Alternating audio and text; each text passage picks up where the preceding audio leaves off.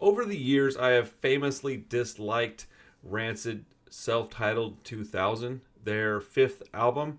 So today on this video, we're going to talk about why. I'm going to go through every single song in detail. I did a kind of a review, a retro review of this album with Rob recently, and I did come around on quite a bit of the songs, but I want to go and explain exactly why I feel how I feel about it. I listened to it again a couple more times, took some notes, and then I reworked the album and put it together the way that I think it should be put together.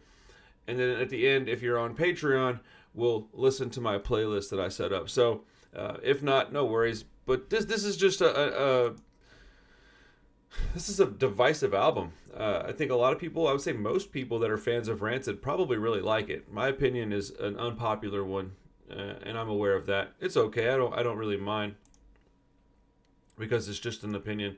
And basically, I'm comparing this album to other Rancid albums, and so how could they possibly compete with other things that they've done? Let's Go, Out Come the Wolves, Life Won't Wait, Indestructible, Troublemaker is one of my favorite albums by them. So like, I'm you know, putting it into a ranking against their own music.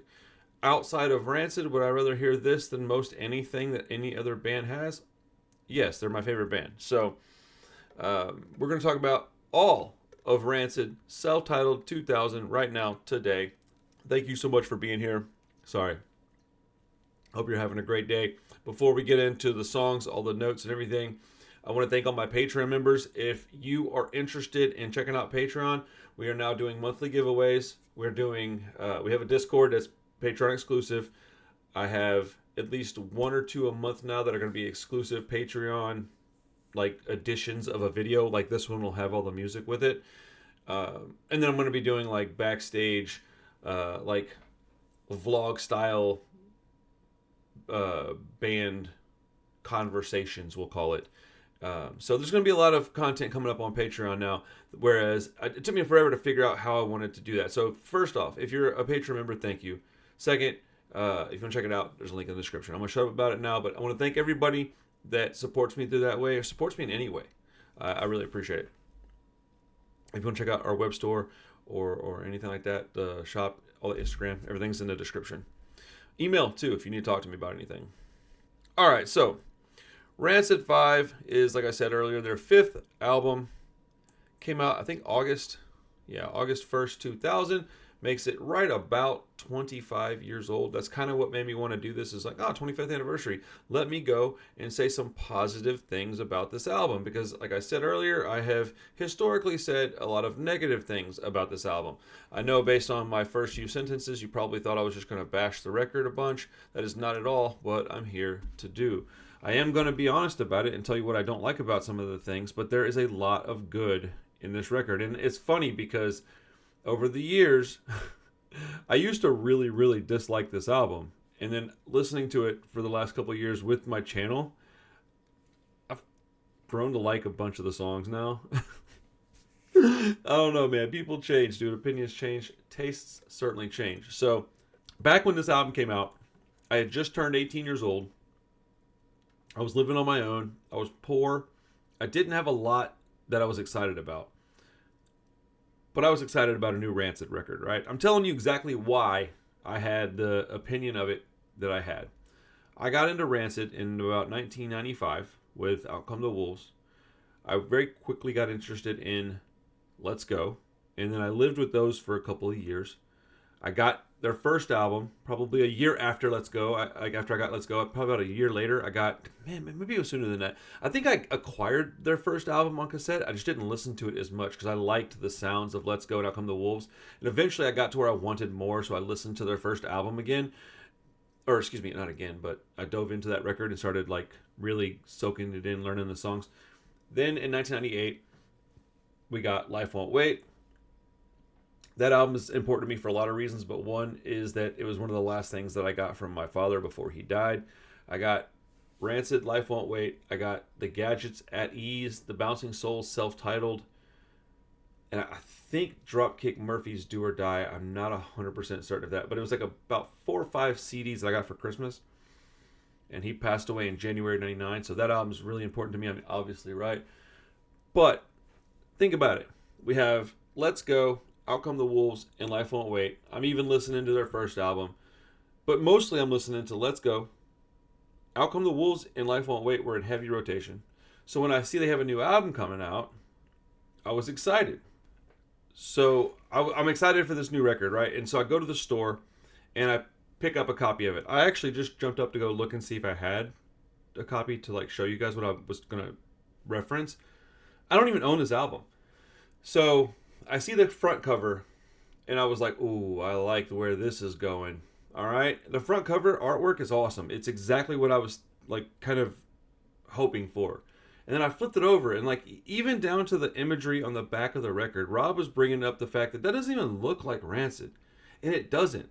Lars looks kind of crazy with his hair and his chops. He looks kind of overweight. And Matt Freeman has a mohawk, which he doesn't typically do. I don't know. It just doesn't look like Rancid to me. But I was like, whatever. These dudes are going balls to the wall, I guess. And so I bought it. Remember, 18 years old, man. Broke. I spent like $17.99 on this damn thing, dude. Maybe $12.99, something like that. 15, 20 bucks somewhere in that neighborhood. I was only able to buy, an album every so often back then. I certainly couldn't do what I'm able to do now. And so I had to have an album that I was going to like. And I was really, really excited. So I unwrap it. I slide it in the disc player in my car. Actually, if I'm not mistaken, in '98 I had a Chrysler New Yorker. I think I had a boombox in the back seat I was listening to. So I probably popped it in my boombox, turned it up, and then I heard Don Giovanni. It's like a short 35-second long song, and then we get Disgruntled. It's another short 1-minute song, and at first I was like, what in the world? It's not even until the third song, It's Quite All Right, that I hear something that resembles Rancid. The first two tracks, like I said, they don't sound like Rancid songs at all to me. It sounds like they're having an identity crisis, man. This is wild stuff, dude. The vocals are forced. They sound blown out. If the songs weren't as short as they were, dude, I don't know that I would have ever made it to the third song. Think about it. I have all this experience with this band, and then I get this album. So I'm thinking, or not even I'm thinking, a lot of the people I hear from, their first interaction with Rancid was this. So if you like the band, and this was your first interaction with them, then of course you would like this album. So I think it just depends on what like era you come from. If you're like an early 90s to mid 90s person, you're probably gonna like their earlier stuff better. But if you came around in 2000, you probably like this a lot if you're a fan of the band. So I think it just kind of depends on where you started listening to Rancid at. Like what part of your life did you discover the band? You know what I'm saying? So then we get to the song Loki. I'm not at all into this guitar thing that they're doing on that song. It's got a similar melody to a Transplant song too, I think. It reminds me of a song called Doomsday, if I'm not mistaken. I think that's the one. I can't quite remember. But I think that with different production and different vocals, Loki would have been better on a Transplants album, personally. Then we got Rattlesnake. Starts off with like a psychobilly guitar riff, and I'm not into that like real isolated bass and vocal parts. I just don't care for it much. However, the lyrics of the song and the chorus are pretty good. So, of course, right? Rattlesnake. I think if I had to, last year, I wouldn't have been saying this, but I think I'll put Rattlesnake on the checklist, right? I like that one, okay? And one thing that I can say about this album is that there's a certain amount of nostalgia that I get through my veins when I listen to it, which is strange, man, because like I said, I turned 18 when it dropped, and I had my first car. It was played a lot, regardless of how I felt about it, because that's all I had. This album does have a particular sound that represents freedom and a part of my life that I have very fond memories of, even though it was tough. My formative years when I was becoming a young man, I was learning a lot about myself when this album came out. So it'll trigger memories of, my late teens and early 20s, even if I don't love the album. So not to regret, Tim's vocals on this song sound absolutely blown out. It sounds like it hurts him to sing them. I'm not into it at all. Radio Havana is one of the songs that I've always liked off this record. In fact, up until last year, this is probably one of two songs, this one and Let Me Go, that I liked. I think I've come around quite a bit, honestly. Axiom sounds like Matt Freeman going ham on a Lars and the Bastards track. Not really for me. I don't really care about it. Black Derby Jacket, I don't care for Matt's vocals in general, but the lyrics and the melody on this song are pretty good. Plus, I enjoy punk rock love songs. So I think Black Derby Jacket might make the cut. I can't remember. Meteor of War. It just sounds like a different version of Rattlesnake. I'll just listen to Rattlesnake instead. Dead Bodies. It sounds like a Lars and the Bastard song to me, and I don't really care for the vocals on the verses. Otherwise, it's a pretty good song. Lars' vocals on the verses sound really forced. Again, it's another one of those things where they sound like they were just trying something. He already has a great yelling vocal. I don't know why he had to force it. Usually on a Rancid song or an album, there's little to nothing that I dislike, which is why I have issues with this album. Most songs, maybe all but like 3, I either just outright don't like, or I would change them dramatically. And that's not typical, so I'd rather just listen to a different Rancid album. Now, would I rather listen to this album than most other bands? Yes, it's still Rancid, but they've set the bar so high for themselves that, this one falls short in, perspective to that. Tracks 19, 20, and 21, Rigged on a Fix, Young Al Capone, and Reconciliation are all songs that I do not like. There are parts of them that I like okay, I guess. I just don't need to hear them. The album wraps up with Golden Gate Fields, which I used to not care for a whole lot, but over the years I've come to really enjoy it, mostly thanks to Rob. That's a song he really enjoys. So, when this album was recorded, they were going through some turmoil. They were dealing with a lot of, I guess, trolling is the word I'll use, from people outside of their circle. The general punk rock community were giving them crap, saying that they wrote too much poppy music, that their Life Won't Wait didn't sound like a punk rock album. And look, I think, everybody's entitled to their own opinion. I don't agree with those, assessments of their previous albums, but I do understand the complaint. I get it, because I feel that kind of way on this one, kind of, right? And so as a band, you want to make your fans happy, I think. But also, I think if you are confident in what you're doing, you'll just do what you're doing. And I think they went into the studio and they had all right, you want a hardcore punk record? We'll give you a hardcore punk record. But that's not what they are good at. Do some people like it? Sure. But the vocals are blown out and forced. The songs, I don't know. It's fine. It's whatever. I don't want to just bag on the record. But around the same time, there were some songs that were getting put on comps. There were some B-sides that were around there that were still within this era and within this recording session, I think, right? So what I've done is I've taken the songs that I do like off of this album, and I've added a few songs that were out there on B-sides and comps, and I've kind of reworked it. And if I was in charge of this album, this is how I would put the songs together, right? Oh, so it's the songs that I was referring to are Benzonato. It was a B-side on the Let Me Go single, came out in 2000. Dead and Gone, also a B-side of that same single, came out in 2000. That one, Matt Freeman vocal lovers out there that would like Dead and Gone. White Knuckle Ride was on the Old Scars and Upstarts compilation on Disaster Records in 1999. Absolutely incredible bass playing on that song. And then Sick Sick World was actually on the Japanese version of Rancid 2000. It was also showed up on the Warped Tour 2001 comp.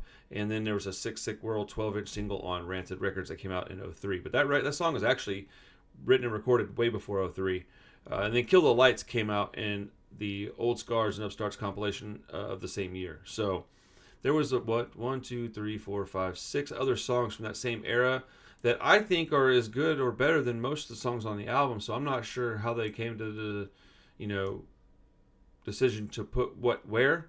But I've got 11 songs at about 23 minutes that I think would have made up a really great either like long EP or short album. But yeah, I'll give you the rundown on that in just a second. But look, I do want to be very clear. I love this band. They're my favorite band. Everything that they've done, I enjoy, even this record. And I think it's cool that I've gotten a lot of content out of it because I can go back and look at it. And I think that if you listen to stuff that you don't necessarily enjoy a lot, there's more to talk about than just fluffing an album that you love. So I think it's pretty cool that I can go back and listen to this. And then I can grow to like more than 2 songs. Because initially, I only liked 2 songs for like years and years and years. Up until like last year, I only enjoyed 2 songs on this whole record. And so I think it's really cool that I can go back and my tastes can change a little bit. I can also learn a little bit about the band that I didn't know.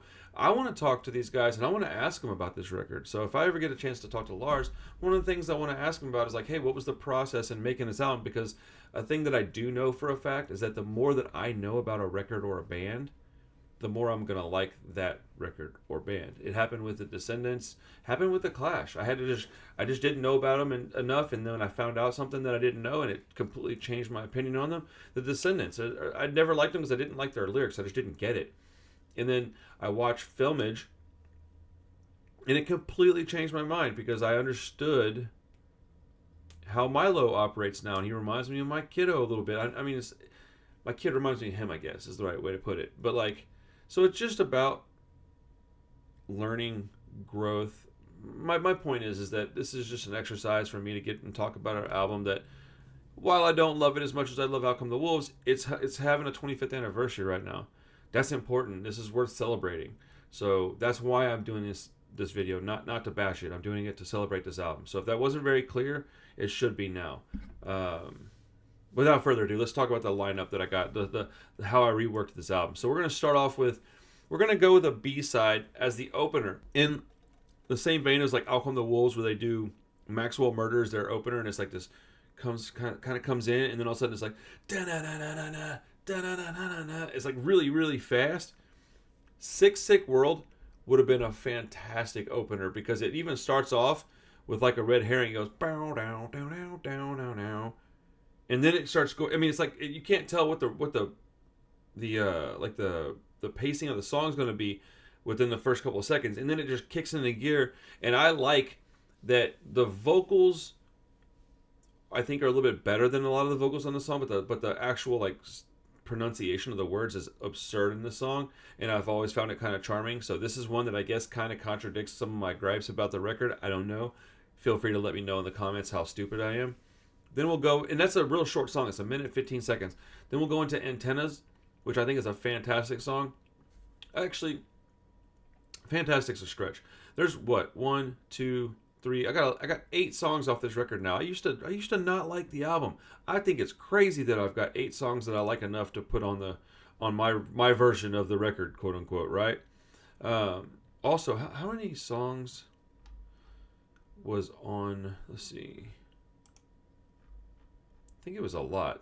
Yeah, dude, 22 songs on the American version at like 37 minutes. That's just so many songs, dude. I don't know, man. I don't know.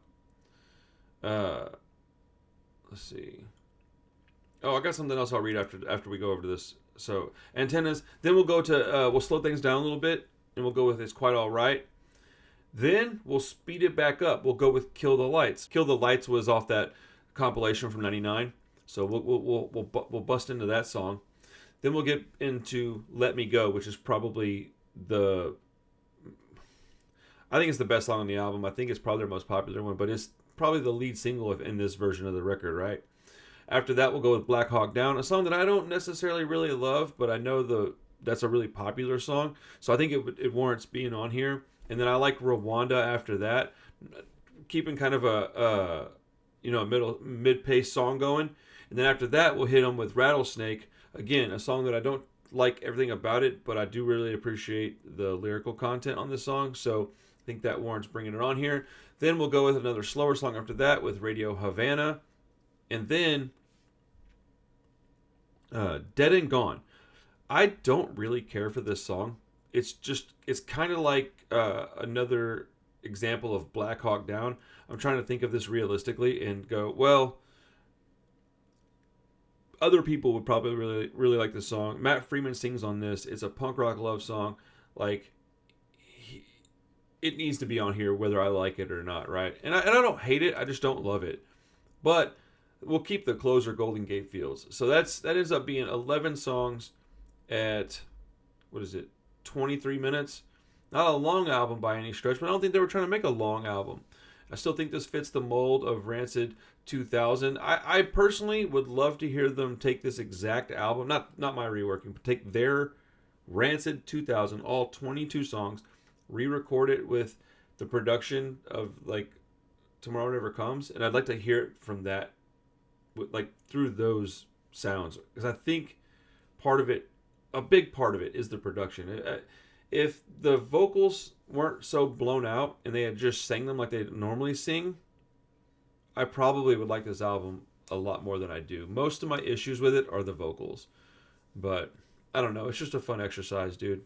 Talk about it for a little while, but okay. So before we start listening to music with the Patreon homies, I saw something else that kind of perked me up a little bit. Okay, so I'm gonna read the Wikipedia thing real quick, just to kind of, you know, I don't know, because it's available. Rancid, also known as Rancid 5 or Rancid 2000, to avoid confusion with their debut album, is the fifth album. Okay, yeah, sure. I think it's funny that it's Brett Gurewitz who produced this album. I don't know, whatever. It's Rancid's most hardcore offering to date, which was released as a follow-up to the more ska and reggae-oriented Life Won't Wait. It spans 22 tracks in under 40 minutes, owing over three-quarter of the songs clocking in at under 2 minutes. The Japanese version includes the bonus track Sick Sick World. Songs on the album make reference to famous gangster Al Capone, as well as Norse god Loki, John Brown, Ulysses S. Grant, Nelson Mandela, a whole bunch of people. Brett Gurewitz, reunited with Rancid, became the producer for this record. It was 6 years since he co-produced the band's second album, Let's Go. Although he engineered the band's third record, And Out Come the Wolves, Rancid and Gurewitz would continue their collaboration for the next 5 albums, with Indestructible, Let the Dominoes Fall, Honors All We Know, Troublemaker, and Tomorrow Never Comes. Interesting. I kind of like that. On the record released to the public, there was a mastering error on the track Poison on the first run of CDs pressed, but it was mixed in subsequent pressings and is not present on the vinyl copies of the record. I wonder what that is. What? Interesting. Upon its release, Disgruntled was posted on the band's website in June 3rd of 2000. A joint music video for Don Giovanni and Disgruntled was directed by Tim. Shortly after this, a demo version of Poison released on Punk-O-Rama 5.